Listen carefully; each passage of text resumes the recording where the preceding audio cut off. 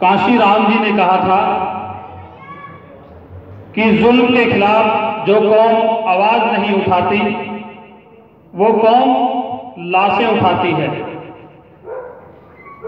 और लोग आज के समय में पिंजरे में बंद मुर्गों की तरह हैं। जिसका नंबर आता है कटने का वो तो चिल्लाता है, बाकी आराम से लोग दाना चुग रहे हैं। तो मेरे जितने भी साथी आसपास खड़े हैं कृपया करके वो यहाँ आ जाएं, कुर्सियाँ खाली पड़ी हैं। जितने भी भाई हॉस्टल के अंदर हैं वो कृपया 2 मिनट के लिए यहाँ आ जाएंगे। और यहाँ पर इतना भव्य कार्यक्रम किया है हमारे सम्मानित साथियों ने और ज्ञानेंद्र गौतम जी ने कि इस कार्यक्रम की जितनी भी प्रशंसा की जाए वो बहुत कम है, क्योंकि इस तरह के कार्यक्रम हमारे समाज में कहीं देखने को मिलते नहीं है। और इसीलिए हमारे जो युवा हैं, जो बच्चे हैं, उनके अंदर जो ग्रोइंग होनी चाहिए जिससे कि वो अपने को प्रेजेंट कर पाए दूसरों के सामने, दूसरों के स्टेज पर वो जाकर के अपने को दिखा पाए अपने हुनर की कला, तो वो कला हमारे समाज में बहुत कम इसलिए है कि इस तरह के कार्यक्रम समाज में कोई नहीं कर रहा है। और ये कार्यक्रम यहाँ पर जो हो रहा है और जिसका समापन है, ये इतना भव्य कार्यक्रम है जो ग्राउंड जीरो पर जिसको कहते हैं वर्क जो असली किया है कि बच्चों की जो प्रतिभा है उसको कैसे निखारा जाए और कैसे लोगों को जो हमारे बच्चे हैं समाज के उनको सेल्फ डिफेंस आत्मरक्षा कैसे सिखाई जाए। ये इस कार्यक्रम के माध्यम से यहाँ पर जो भी आपने 7 दिन के अंदर कैडर में सीखा है वो बहुत ही आपके जीवन के इतने महत्वपूर्ण वो 7 दिन हैं। तो जितने भी बच्चे हैं सबसे पहले ये बताइए बच्चों कि ये जो आपने यहाँ पर कार्यक्रम में 7 दिन दिए हैं तो कुछ सीखने को मिला? तो बहुत अच्छा लगा। तो क्या लगता है कि इस तरह कार्यक्रम होने चाहिए? बहुत बढ़िया। तो मैंने क्योंकि अभी देखा भी किस तरह से बच्चे लाठियां चला रहे थे सेल्फ डिफेंस में, और ये कार्यक्रम मैं ये आशा करता हूं कि इस तरह के कार्यक्रम आपके हर जिले हर कस्बे में अगर लगेंगे तो मुझे लगता है कि जो हमारे युवा हैं, जो डिसिप्लिन यहाँ पर देखने को मिला कि गेट से लेकर यहाँ तक बच्चों ने स्काउट की ड्रेस पहन करके और किस तरह से लोगों को सैल्यूट करते हुए और फिर उनको बाकायदा स्टेज तक लेके आते हैं, तो ये सब डिसिप्लिन एक सेना में जब सिपाही भर्ती होता है तब सिखाया जाता है।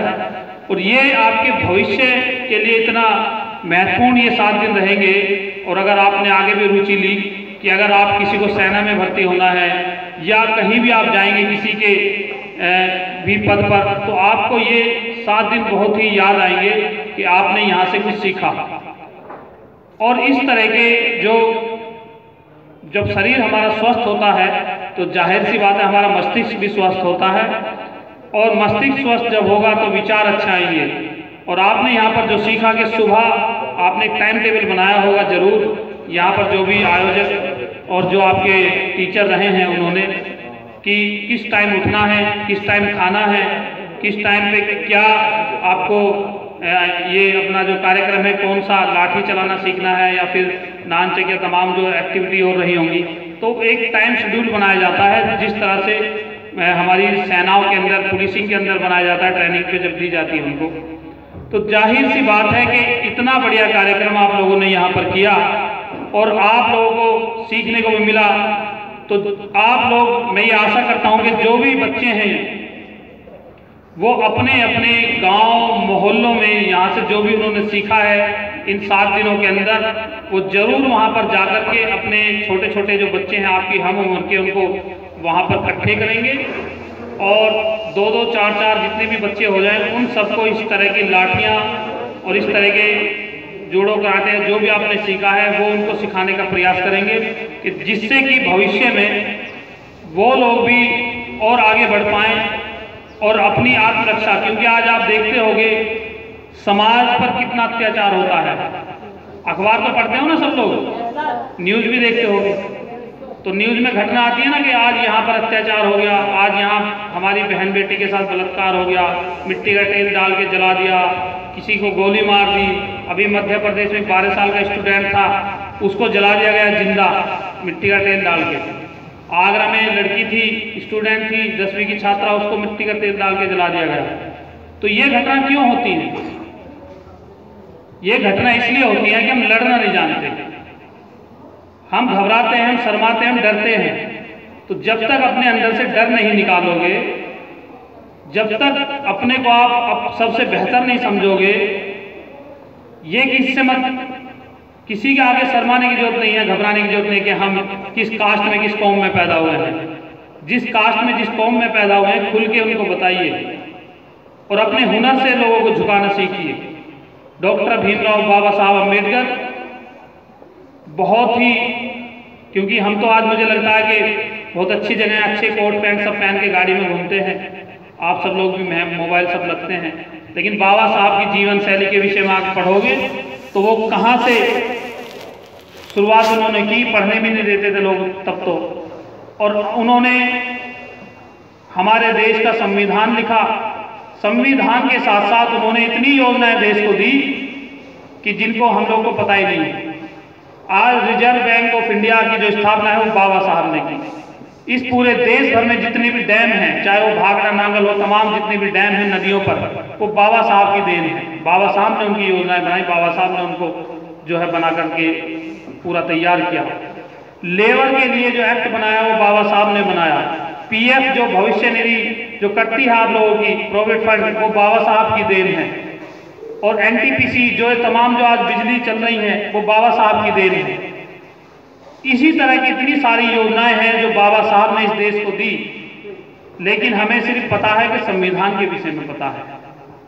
तो हमें ये सब जानना होगा कि हमारे महापुरुषों ने क्या क्या चीजें हमें दी, जिसके ऊपर आज हमारा देश चल रहा है। अंग्रेजी शासनकाल में लोग 12 घंटे काम करते थे, 12 घंटे। बाबा साहब ने जब संविधान लिखा तो लोगों के लिए 8 घंटे का प्रावधान किया और एक संडे की छुट्टी। तो वो छुट्टी तुम्हें धूप सेकने के लिए नहीं दी थी कि हमारे समाज के लोग बैठेंगे धूप सेकेंगे। वो छुट्टी इसलिए दी थी कि आप 8 दिन 7 दिन महीने में काम करोगे तो 8वें दिन अपने समाज में जाओगे, समाज को जागरूक करोगे और आपसी जो भाईचारा है उसको बढ़ाओगे। अपने जो भी पूरे हफ्ते के कार्य होंगे उन पर चर्चा करोगे कि उनको अच्छा कैसे किया जाए। ये छुट्टी उसलिए मिली थी। पहले 12 घंटे का काम था, अब 8 घंटे। अगर एक्ट के हिसाब से देखा जाए तो 8 घंटे का सिर्फ एक जो मजदूर से लेकर कोई भी व्यक्ति है उसकी 8 घंटे की ड्यूटी होती है। तो ये सब हमें सुविधाएं दी बाबा साहब ने। तथागत गौतम बुद्ध की अगर बात करें तो उन्होंने शिक्षा, जिस तरह से तमाम स्कूल खुले, नालंदा तक्षशिला से लेकर तमाम स्कूल खुले, और उन्होंने एक संदेश दिया इस पूरे विश्व भर को, शांति का संदेश, भाईचारे का संदेश, जिसके ऊपर आज तमाम जो विश्व भर में देश हैं, हमारे अगर देश की बात करें यहाँ पर हम लोग फॉलो नहीं कर पा रहे हैं उस तरह से। आज चाइना, जापान, थाईलैंड, मलेशिया, तमाम देश जितने भी हैं विश्व भर में जो भी आज उन्नति के शिखर पर पहुंचे हैं, वो सिर्फ तथागत गौतम बुद्ध का संदेश लेकर के और पूरे विश्व में विश्व शक्ति बने हुए बैठे हैं। और हमारा देश आज भी वही गाय गोबर में उलझा हुआ है। इसीलिए हम लोग बहुत पीछे हैं।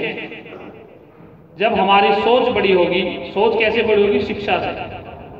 शिक्षा जब हमारे अंदर उत्पन्न हो जाएगी, क्योंकि आज माता सावित्रीबाई जो फूले, उनका भी जन्मदिन है और उनका जन्मदिन, वो पहली ऐसी महिला थी, सैनी समाज में जन्मी थी, और उनके पति महात्मा ज्योतिबा फूले, दोनों ने शिक्षा का अभियान चलाया जब महिलाओं को पढ़ने का अधिकार नहीं था। तो महात्मा ज्योतिबा फूले और उनकी बीवी सावित्रीबाई फूले ने महिलाओं को पढ़ाने के लिए, बच्चियों को पढ़ाने के लिए उन्होंने एक स्कूल खोला, छोटा सा अपने घर के आसपास या घर में ही, लेकिन लोगों ने विरोध किया उनका कि तुम महिलाओं को पढ़ा के क्या बनाना चाहती हो। लोग उनको गालियां भी देते थे, उनके ऊपर कीचड़ भी फेंकते थे कि ये पता नहीं क्या करने निकली है, क्योंकि वो आपके दलित समाज में जन्मी थी, बहुजन समाज में जन्मी थी।